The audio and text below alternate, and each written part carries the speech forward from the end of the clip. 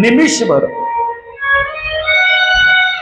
आता निमिष कशाला म्हणावं याच्यासाठी एक छोटी कथा सांगतो, तुमच्या लक्षात येईल. निमिषभर ते चक्र थांबलं. आता निमिष कशाला म्हणावं तर आपल्या डोळ्याची पापणी जेव्हा एकदा अशी उघडझाप होते त्याला एक निमिष म्हणतात. त्याला निमिषच का म्हणतात हे ऐका. अगदी थोड्यात सांगतो. 9व्या स्कंदामध्ये गोड कथा आहे. पुढं कथेच्या ओघामध्ये येईल, समोर नाही येईल मला माहित नाही. आली तर विस्तारानं सांगतो, नाहीतर आता थोड्यात ऐकून जा. आपला विषय आला ना, निमिष कशाला म्हणावं. ते चक्र निमिषभर थांबलं तर त्याला 2 कारणानं त्या अरण्याला नैमिष अरण्य नाव पडलं. ज्या ठिकाणी ही श्रीमद भागवताची कथा शौनकाधिक 88,000 ऋषींनी सूत महाराजांच्या मुखातून ऐकली ना, त्या ठिकाणाला नैमिष अरण्य का नाव पडलं त्याच्या 2 कथा आहेत. ऐका. सूर्यवंशामध्ये निमी नावाचा राजा झाला. कोणता राजा? निमी. मोठा सूर्यवंश मोठा. भागवतामध्ये 2 वंश विशेष आहेत. भवतः सोम सूर्यो कथितो वंश विस्तारो भवता सोम सूर्यो. शुकाचार्यांनी परीक्षिताला सांगत असताना गोड सांगितले. शुक परीक्षित पुन्हा येणार आहेत कथेमध्ये.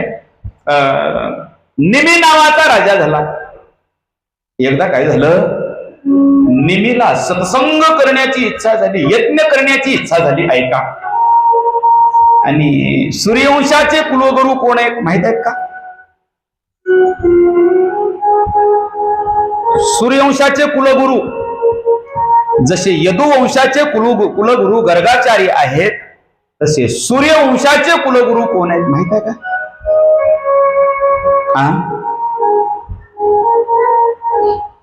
महाराज तुम्हाला त्याच्यासाठीच बसवलं नाही तर मी तर सांगणारच आहे का नाही. सूर्यवंशाचे कुलगुरू आहे वशिष्ठ. कोण आहेत? वशिष्ठ महाराज. निमी महाराज वशिष्ठांकडे गेले. महाराज प्रणाम. वशिष्ठांनी कल्याण व्हावा असा आशीर्वाद दिला.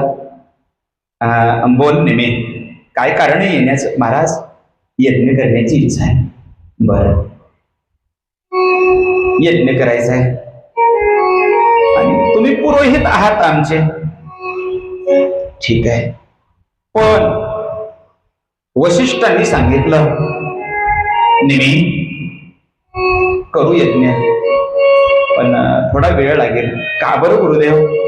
म्हणे मला स्वर्गातून इंद्राचं निमंत्रण आलंय, मला तिकडं जावं लागणार आहे. आणि मी तर गुरु महाराजांच्या पुढे काय चालणार आहे. नमस्कार केला निमीने आणि निमी आपल्या राजधानीमध्ये परत आले. आणि वशिष्ठ महाराज स्वर्गात गेले इंद्राच्या भेटीला. इंद्राचं निमंत्रण आले म्हटल्याच्या नंतर गेले. पण निमी राजाची सत्सत विवेक बुद्धी जागृत झाली आणि निमी राजाने विचार केला, काही दिवसांसाठी गुरु महाराज स्वर्गात गेलेत. ऐका आता महत्वाचं, काही दिवसांसाठी गुरु महाराज स्वर्गात गेले. आता कधी माघारी येतील परत नाही माहित नाही. तोपर्यंत काय करू आपण, यज्ञ पूर्ण करून घेऊ. त्याची 2 कारण. आता स्वर्गातली कालगणना आणि भूलोकातली कालगणना वेगळी आहे. स्वर्गामधले 6 महिने आणि उत्तरायण आणि 6 महिने दक्षिणायन म्हणजे 1 दिवस आहे. म्हणजे आपलं 1 वर्ष म्हणजे स्वर्गातला 1 दिवस आहे. लक्षात येईल का तुमच्या? आहे का नाही? त्याला दक्षिणायन आणि उत्तरायण म्हणतात. आहे का नाही? उत्तरायण म्हणजे देवांचा दिवस सरळ साध्या भाषेत, आणि दक्षिणायन म्हणजे देवांची रात्र. बरं का? दक्षिणायन म्हणजे देवांची रात्र आणि 6 महिन्याचं उत्तरायण म्हणजे देवाचा दिवस. आता किती दिवस जातील म्हणजे किती वर्ष जातील असं निमीला वाटलं. हे दिवस म्हणजे पृथ्वी तलावरची वर्ष. असे किती वर्ष निघून जातील माहित नाही. आणि या देहाचा भरोसा नाही ना. ऐकता ना तुम्ही सगळे? माझ्या अंतःकरणामध्ये यज्ञ करण्याची इच्छा निर्माण झाली आणि ही इच्छा जर अशीच सुप्त राहिली आणि गुरु महाराज जर लवकर नाही परत आले तर वर्षानुवर्ष निघून जातील आणि माझा देह कधी पडेल सांगता येत नाही. ऐकणे मी यज्ञ करून घेतला पाहिजे असं कुणाला वाटलं? नेमी महाराजांना वाटलं.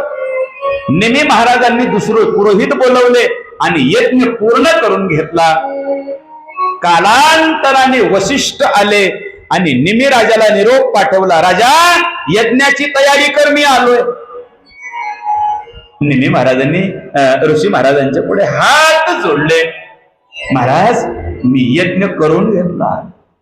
निमी महाराजांचा वशिष्ठ महाराजांचा क्रोध अनावर झाला.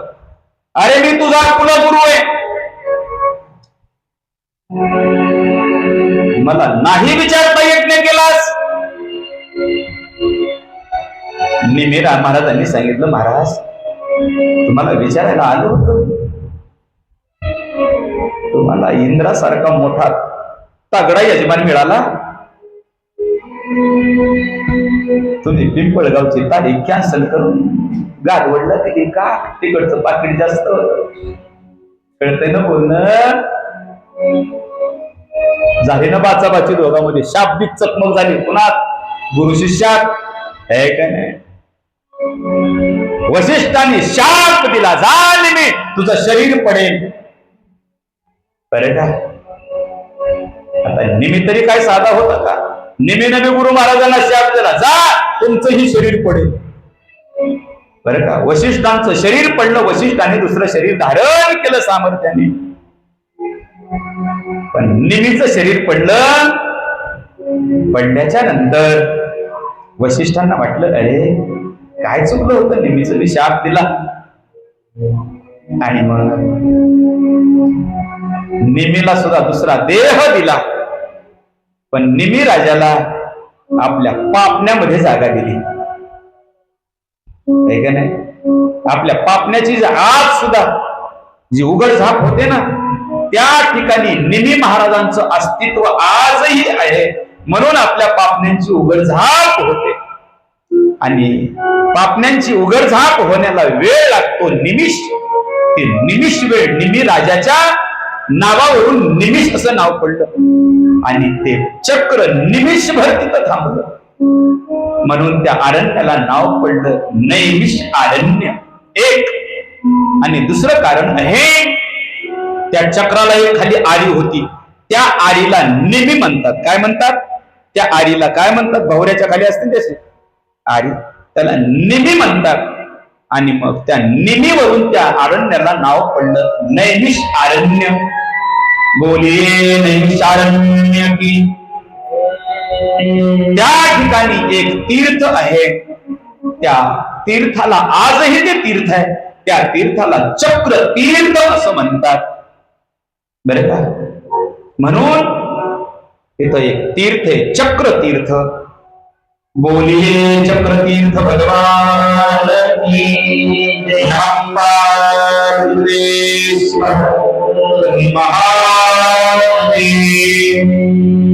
आणि त्या नैमिषारण्यामध्ये सत्संग करण्याच्या उद्देशाने शौनक अधिक 88,000 ऋषी एकत्र झाले आणि त्या ठिकाणी जसा पूर्व दिशेकडून सूर्य उगवावा तसे सूत महाराज आले. कोण सूत? व्यासांचे परम शिष्य, कृपांकित शिष्य सूत महाराज आले. ऐका, एक महत्वाची गोष्ट, आता यज्ञासाठी जमा झालेले, सत्संगासाठी एकत्रित झालेले सगळे ऋषी गृहस्थी आहेत. जवळजवळ 80-90% ऋषी गृहस्थी आहेत आणि सगळे ब्राह्मण आहेत. लक्षात येतं ना तुमच्या? सगळे ब्राह्मण आहेत माऊली.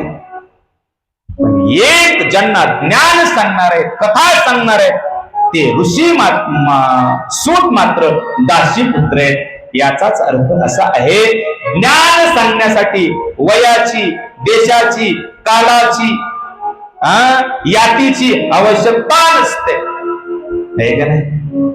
अरे काय, माझ्या माऊलींनी सगळ्या जगाला उपदेश केला. होय का? 16व्या वर्षामध्ये ज्ञानेश्वरी सारखा प्रगल्भ ग्रंथ या जगाला दिला, वयाची 8 नाही ज्ञान सांगण्यासाठी. माझ्या ध्रुवाने 5 वर्षामध्ये देव प्राप्त करून घेतला. देव प्राप्तीसाठी वयाची 8 नाही, आहे का नाही? सज्जन कसा या विसूर विकू लागे मांस, माळ्या सावट्याच खुडकू लागे, जातीची 8 नाही भगवंतासाठी. काळाची 8 नाही. काळ वेळ नाम उच्चारिता नाही, दोन्ही पक्ष बाह्य उद्धरते. सूत महाराज दासी पुत्र आहेत आणि ज्यांना उपदेश करायचा, कथा सांगायची, ते सगळे कोण आहेत? ब्राह्मण आहेत. आणि त्या 88,000 ऋषींनी प्रश्न केला. कोणाला? सूत महाराजांना. कसं सूत महाराजांचं ज्ञान, कसं तेज आहे, संत वर्णन करतात. ऐसे सद्गुरु मिले लाखों सूर्य उगे.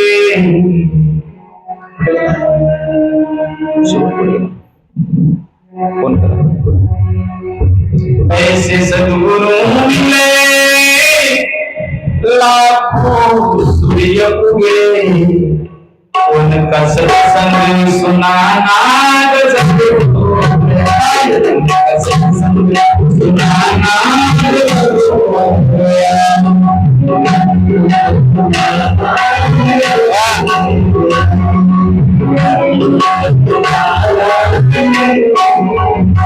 ऐसे सद्गुरु मिले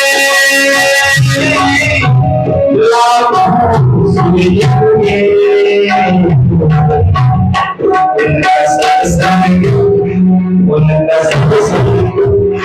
उनका सत्संग सुनाना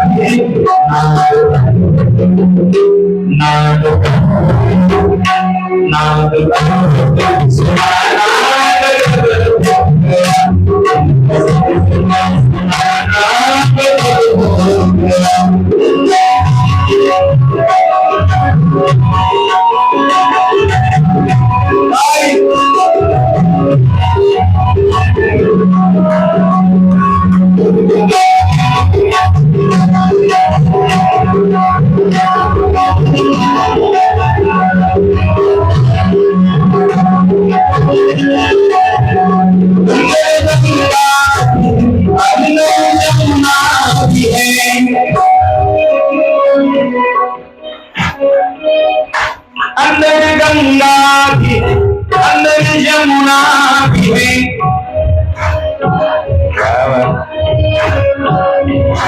उनका संग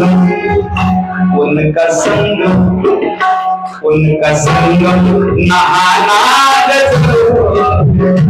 उनका सत्संग सुनाना गजब हो गया। उनका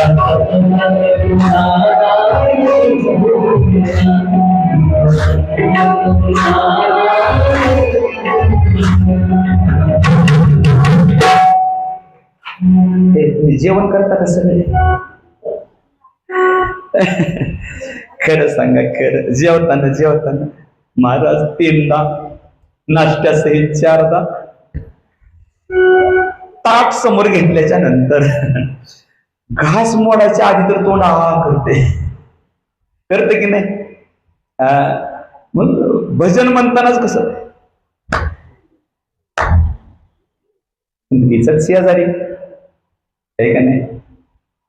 एकदा काय झालं बघा, एकदा काय झालं, आकाश बाबा अकबर बिरबलाच्या दरबारामध्ये बिरबलानं सांगितलं, महाराज